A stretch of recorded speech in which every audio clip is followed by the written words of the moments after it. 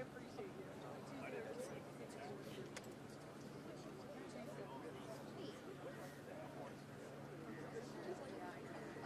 just hoping to kind of like, yeah, but, yeah, no, I don't know. I'm probably waiting for the governor. I thought he was already here, but now that I see him, that's probably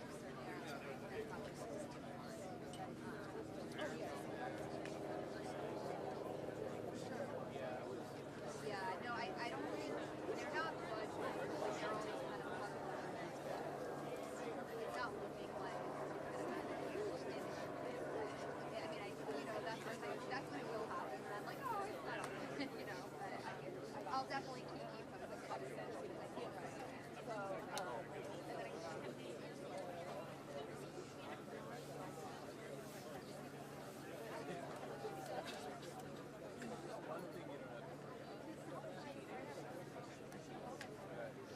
like for the 10:05.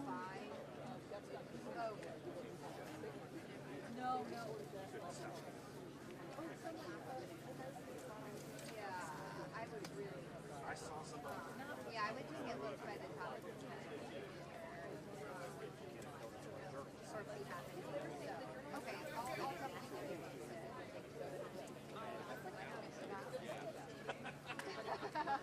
okay. It's not a very easy process. All right. I'll talk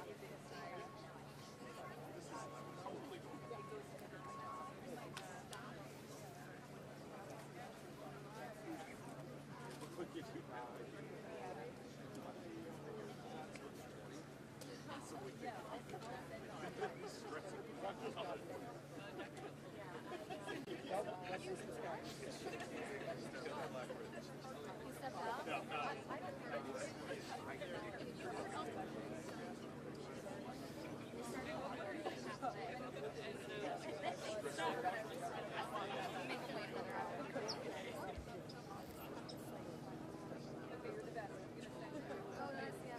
Apparently the governor just arrived, so maybe we'll go.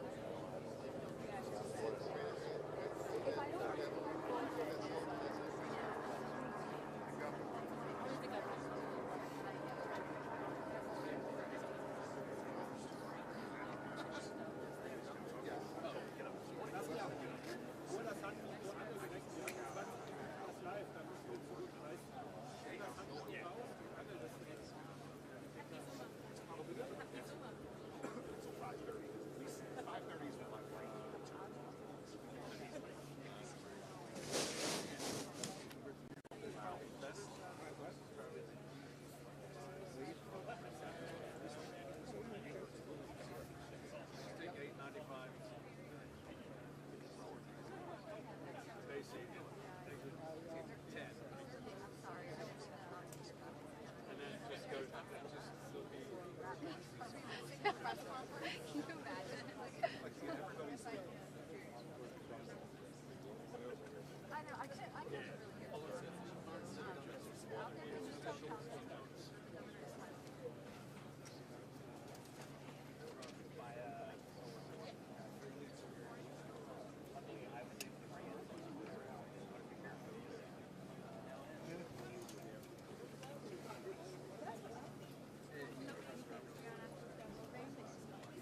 okay.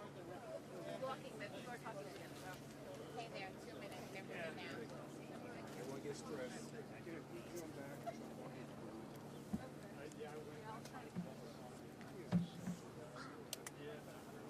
Hey, so I think it's they're walking over now.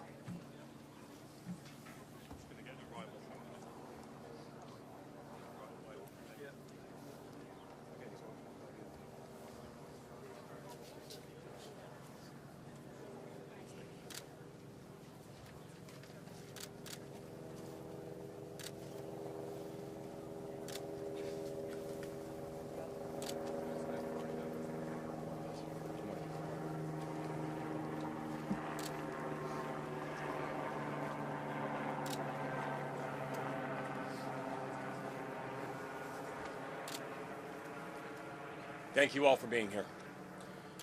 This morning, our state is in shock, and I want to take this moment to speak directly to the people of our state. To our first responders, I'm in awe of you. I'm in awe of your courage. I'm in awe of your strength. I'm in awe of everything you do for each and every one of us. You saw a crisis, and you said, what can I do to help? And our response teams are doing everything in our power to rescue and recover the victims of this collapse, literally as we speak.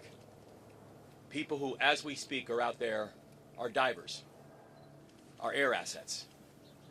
People who right now are working to save lives and are doing it because the state asked. And we will update the public as the work continues. To our partners inside and outside of government, I know this has been a long night. We started coordinating immediately after the Key Bridge collapsed. We've been standing together every step of the way, from our county leadership, to our city leadership, to our state leadership, to our federal leadership. And I'm grateful to call each and every one of you not just colleagues, but I'm grateful to call you friends. And to the people of Baltimore, and each and every one of the 6.3 million Marylanders who call our state home, I recognize that many of us are hurting right now. I recognize that many of us are scared right now. And so I want to be very clear about where everything stands.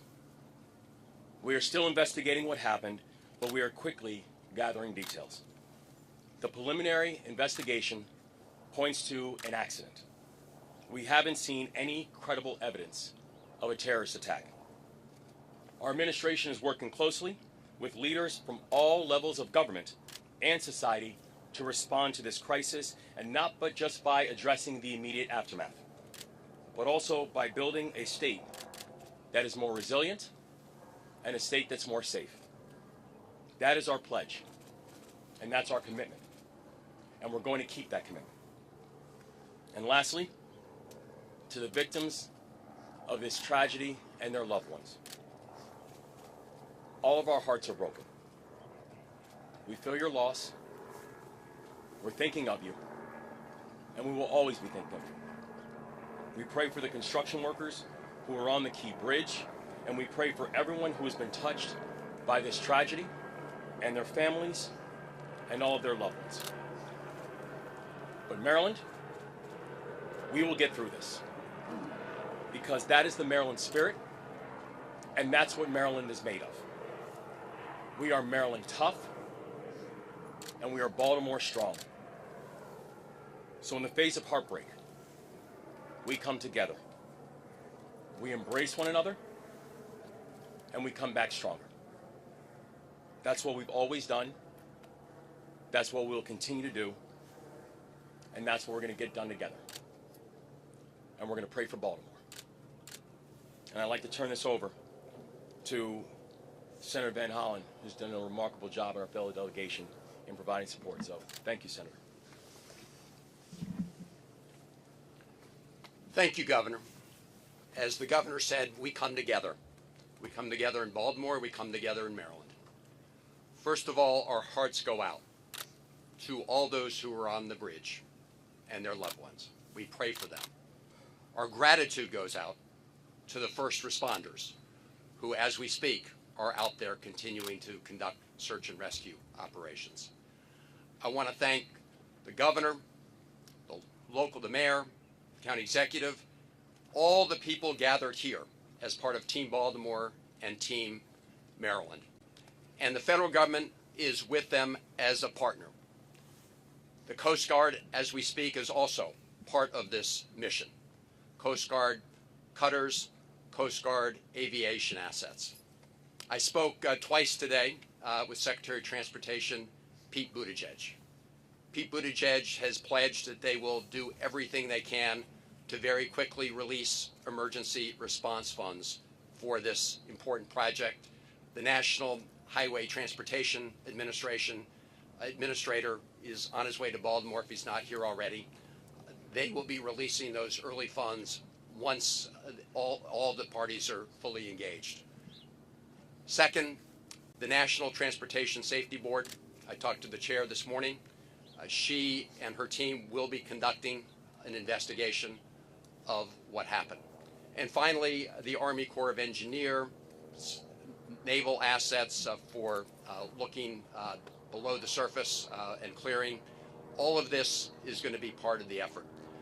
The governor is leading Team Maryland, the mayor and the county executive, of course, Team Baltimore. But I'm just here to say, together with Ben Cardin, Senator Cardin, and Congressman Fume and others, the federal government is your partner in this effort. Thank you, and again, to the people of our state and the people of this great city. We're with you. We love you. We will get through this together. Thank you, Governor.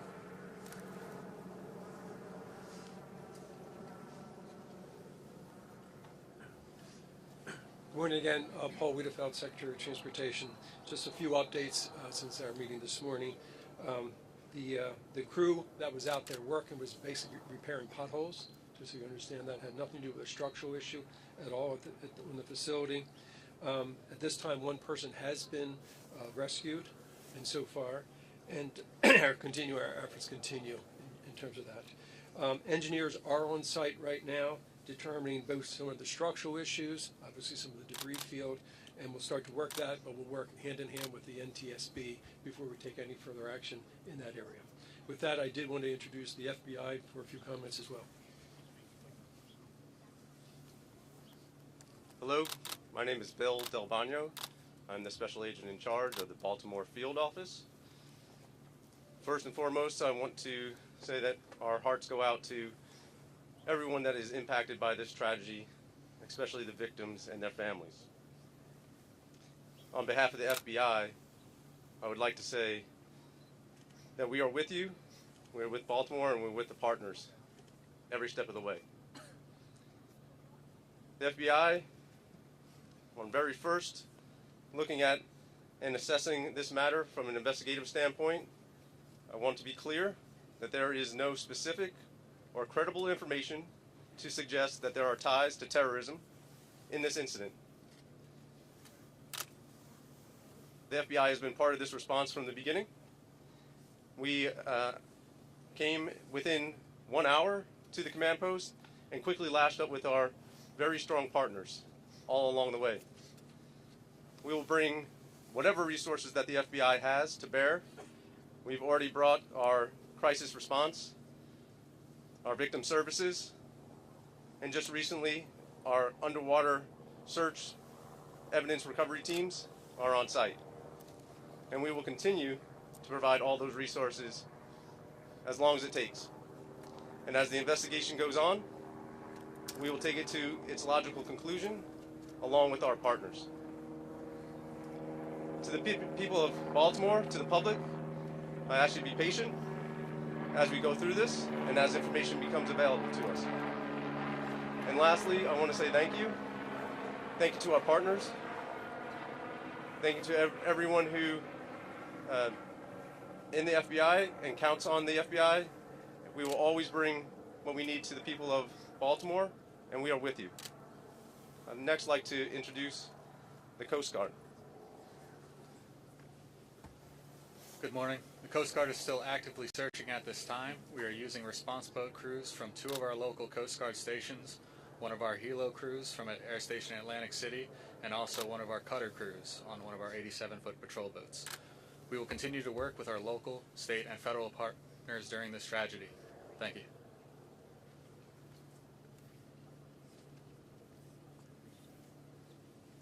We'll take some Governor, questions. We're going to start from this side. We're going to start from this side. Governor, as far as you are aware, was the collapse of that bridge inevitable as that ship hit that part of the bridge? No, we're still in the process of investigating exactly what happened. So we don't have any further details about whether or not it was inevitable or not. But no structural issue with the bridge? No, there was. In fact, the bridge was actually fully up to code, so we have no further information about what happened during that time. Any idea on how many victims we're looking for? Now stop completely, and do you have any estimate very early on as to how long it will be before shipping can resume to the Port of Baltimore? Yeah, we don't have any estimates on timeline because right now our exclusive focus is on saving lives. Our exclusive focus is on search and rescue. Everyone else is on the victims. Any amount of victims that we're looking for right now. For the number, because we'd heard, I know Mr. Mr. Wiedefeld said one had been rescued, but earlier from Baltimore we heard that 2 have been rescued. Can you tell us the total numbers we're talking about that that you're searching for, and how many have been rescued? Well, There are 8 individuals. 6 are being searched for right now. 1 was taken to the hospital, and 1 is not in the hospital that we're speaking to. So 6 unaccounted for. Yes. And does that involve individuals that may have been in vehicles that were in the water? Do we know? We believe it's a construction crew only. Okay, so we don't think there's anyone in vehicles in the water. No, we do not believe so. Okay, we'll take questions right here. Take this question here. Governor, 2 questions. How quickly did you find out about what happened here, and what was your reaction when you heard the scale of what just occurred at that bridge earlier? Well, I mean, I think it was probably within minutes of everything, less than an hour, when I know that my phone first rang. And, first from the mayor of Baltimore and also from our chief of staff. And it was, we know the Key Bridge. I've ridden over the Key Bridge countless times. So many of us know the Key Bridge because it is our normal commute. This is a place that is a normal commute route for over 30,000 Marylanders every single day. And so to hear the words that the Key Bridge has collapsed, it's shocking and heartbreaking.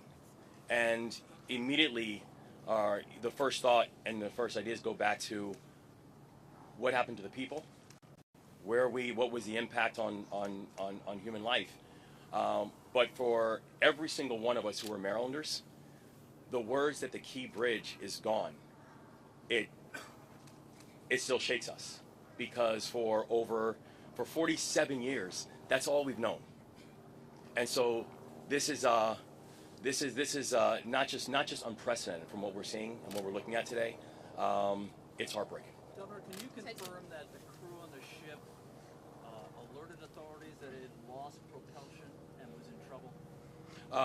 We can confirm that the crew notified authorities of a power issue. Yes.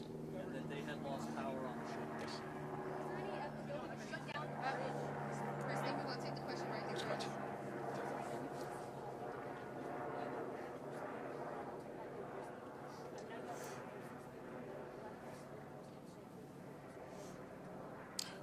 Total of 8. Excuse me. A total of 8. 1 rescued and in hospital.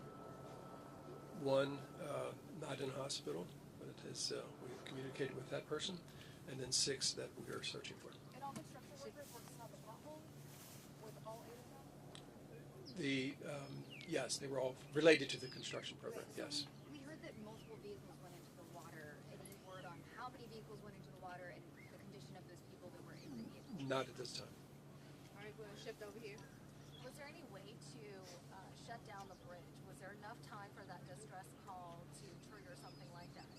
Now, the thing that we know is that even as the boat was coming in, we had a ship that was coming in at 8 knots, so coming in at a very rapid speed. We do know that the investigation is currently going on, but I have to say I'm thankful for the folks who once the warning came up and once notification came up that there was a mayday, who literally, by being able to stop cars from coming over the bridge, these people are heroes. They saved lives last night. Governor, the focus is on rescue now and humanity. But looking forward, is there any vision for how long it can possibly take to remove the wreckage, to rebuild, how it can possibly be done? Can you look into the future at all at this point? This is going to be a long-term build. It's going to be a build that's going to require every facet and every aspect of our society. It is something that I can tell you we are going to get this done. We are going to make sure that this is not just rebuilt, but that we are going to rebuild in a way that remembers the people who this tragedy has impacted, and also do it in a way that honors the community that it serves. But right now, I could not give you any form of estimate on timing or cost. Right now, my and all of our exclusive focus is we're just trying to save lives. Can the mayor talk talk on the state of emergency locally, please? Yes, thank you. Listen, we know the governor issued a state of emergency, but we at the local level felt the need to do that too, because there may be some things that we have to encumber with our fire department and other agencies that we'll be able to pull down support for as we all work together, again, as we're focused right now on saving lives and working through this unspeakable tragedy. In the interim, I know that there's obviously the focus is on the rescue and the recovery, but this is such an important thoroughfare here in Baltimore for drivers, people trying to get around. How are they going to be able to manage while that is also going on? Yeah, so we've also already been in touch with people about alternative routes and ways people can navigate now that this tragedy has happened. And I don't know, Secretary, if you want to speak to that as well. Just to give you a sense of scale, roughly about 35,000 people a day use that facility. About double that use the Harbor Tunnel, and double that again use the Fort McHenry Tunnel. So basically, we don't have those two other options. We'll make sure that we have as much personnel out there to deal with any incidents, because as you know, that can cause the backups very quickly. And we will basically put out a lot of communication on different alternatives. We're also looking at transit alternatives as well. What role will the legislature play in this response? What role will the legislature play in this response? Are there any policies, any state funding that's going to be freed up in the coming weeks? Oh yeah, no. So we are, in fact, we have our Senate President here. We have members of the legislature here. The legislature is going to have a role in all of this, as will our local elected officials, as will state officials, as will the federal government. Everybody is going to have a role in terms of how we think about the rebuild. Governor, how long do you expect shipping to be closed down through the port? Do you have any estimate in terms of the port here? We don't at this point. But we no don't at this ships point. are going in or out at this time. Correct. Yeah, we don't have an estimate on timeline as of yet. Our focus really is right now on just make sure we're saving lives. What about the ships that are currently docked at the port? Are they able to get out at all or no? I'm sorry, say it again. The ships that are the vessels that are currently docked at the port, are they able to get out or no? The one that's captured under the is that Still at port. Oh, yes, that one's still at port. Yes. We'll take one Governor, last one question. last question. Yes, ma'am. Was the ship being guided out by tugs, firstly? And secondly, did you just say that it issued a mayday in enough time that you were able to stop all traffic from entering both sides, so that the only casualties we expect are the workers on the bridge? Yes, ma'am. So the investigation is still going on, so we're going to have all the full details and also all the full details about the timeline and the TikTok that took place. But we're thankful that between the Mayday and the collapse that we had officials who were able to begin to stop the flow of traffic, so more cars were not up on the bridge. And I can. But there were some on the bridge, or not? Were there any? During the collapse. Yeah, were there some on the bridge? There have been reports that have been sonar that have detected vehicles at the bottom of the water. So as well as the 8 people, there could still be people trapped inside or potentially have died in vehicles. Is that correct? I think, well, the investigation is still going on to find out exactly how many people and what was the situation. But the thing that we do know is that many of the vehicles were stopped before they got onto the bridge, which saved lives in a very, very heroic way. Thank you all very much. Thank you so much. We'll have another update later. Thank you. This is a huge detail. We don't know how many vehicles. David, any thought on time? Thank you all. That's a Sir, Chris speaking. Hey, John.